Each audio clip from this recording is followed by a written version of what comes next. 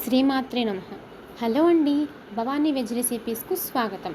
ఈరోజు Rayalaseema special ఎర్రకారం dosa with పల్లీ చట్నీ సింపుల్గా ఎలా చేసుకోవాలో చూసేద్దాం రండి. ముందుగా 12 ఎండుమిర్చిని 10 నిమిషాల పాటు నీళ్ళల్లో నానబెట్టుకోవాలండి. తరువాత ఈ కారం దోశకి మంచి ఫ్లేవర్నిచ్చే పుట్నాల పొడి ఎలా చేసుకోవాలో చూసేద్దాం. 2 వెల్లుల్లి రెబ్బలు, 1/2 కప్పు పుట్నాలు పొడి చేసి పక్కన పెట్టుకోవాలండి. ఎర్రకారం కోసం ముందుగా నానబెట్టుకున్న ఎండుమిర్చి, 2 ఉల్లిపాయలు, కొంచెం సాల్ట్ మిక్సీ పట్టుకోవాలండి. కారం ఇంకా ఎక్కువ కావాలనుకునే వాళ్ళు మిర్చి ఇంకొన్ని వేసుకోవచ్చండి. అంతేనండి. తర్వాత పల్లీ చట్నీకి వస్తుంది. ఇది అందరికీ తెలిసిందేనండి, కాకపోతే నా స్టైల్లో ఎలా చేస్తానో చూపిస్తున్నాను అంతే.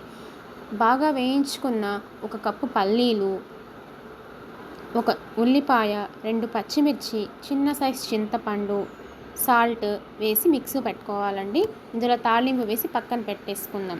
ఇంకా ప్యాన్ పెట్టుకొని దోశ పిండి వేసిన తర్వాత ఎప్పుడూ కూడా కొంచెం దోశ అయిన తర్వాత నూనె కానీ నెయ్యి కానీ వేస్తే దోశ చాలా క్రిస్పీగా వస్తుందండి.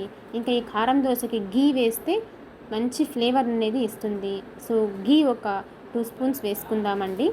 తరువాత కారం ఇంకా పైన పప్పుల పొడి చల్లేసి బాగా క్రిస్పీగా అయిన తర్వాత తీసేసుకోవడమే అండి. వేడి వేడి కారం దోశ విత్ పల్లీ చట్నీ ఇన్ని తిన్నా సరిపోవండి. చాలా సింపుల్గా ఎలా చేసుకోవాలో చూసారు కదా.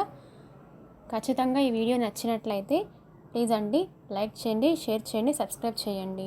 వీడియోస్ అయితే చూస్తున్నారు కానీ ఎవరు సబ్స్క్రైబ్ చేసుకోవట్లేదండి. నా ఛానల్ని సబ్స్క్రైబ్ చేసుకొని కొంచెం సపోర్ట్ చేయండి. మీకు ఇంకా చాలా మంచి సింపుల్ అండ్ హెల్దీ రెసిపీస్ పెడుతూ ఉంటానండి. Thank you for watching.